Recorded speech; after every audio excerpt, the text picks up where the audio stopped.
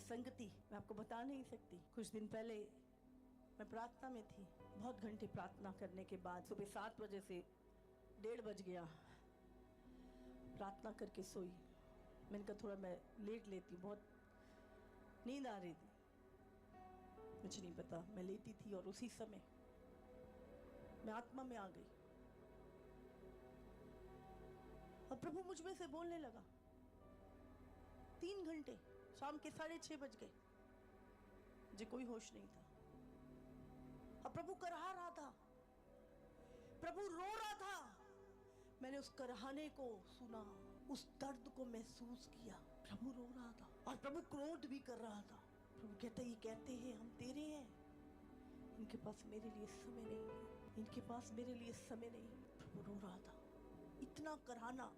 इतना कराहना मैंने परमेश्वर, बहुत सारे दर्शन, बहुत सारी चीजों को मैं देख रही थी और एकाएक से एक दर्शन जो मैंने उसी दौरान देखा, ऐसे ही एक बहुत बड़ा ग्राउंड था और वो लाखों लोग उस ग्राउंड में थे और एक अचानक से कुछ हुआ, वहां पर एक धमाका टाइप हुआ और मैंने देखा एकदम से लोग दौड़ने लगे, भागने लगे, इधर उधर तितर बितर होने लगे।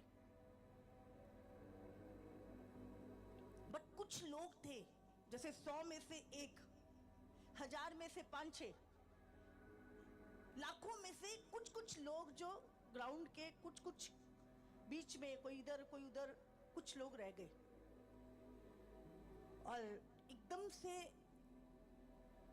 उन्होंने देखा कि सब हमें छोड़ के भाग गए हैं।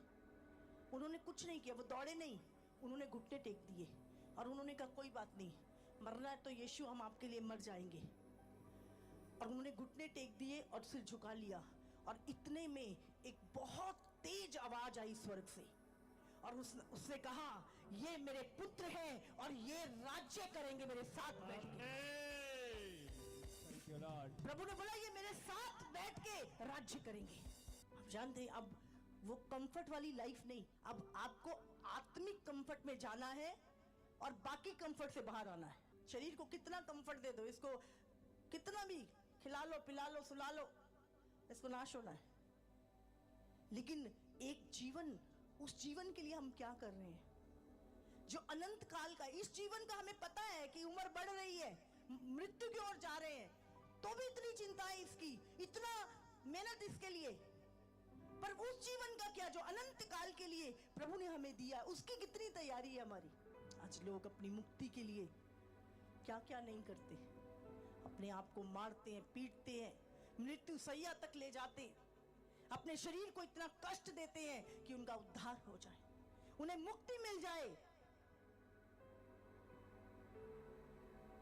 लेकिन अगर हमें उद्धार फ्री में मिल गया तो इसका यह मतलब नहीं कि उसकी कीमत नहीं चुकाई गई है। उसकी कीमत चुकाई यीशु ने हमारे लिए, कोड़े खाए, कीले टुकवाई। वो परमेश्वर का पुत्र, इकलौता पुत्र, आपके 4 हो ना तो भी एक नहीं दे सकते आप। उसका इकलौता पुत्र उसने दे दिया आपके और मेरे लिए, ताकि वो संगति जो टूट चुकी थी वो दोबारा से जुड़ जाए। कोई बड़ी बात नहीं। चिन्ह चमत्कार यीशु के साथ चलते हैं, वो तो ऐसे ही होते। जब इजरायली चल रहे थे यीशु मसीह के साथ, चिन्ह चमत्कार हो ही रहे थे, वो रुके नहीं, वो कनान भी चले गए, चिन्ह चमत्कार होते गए, होते रहेंगे, ये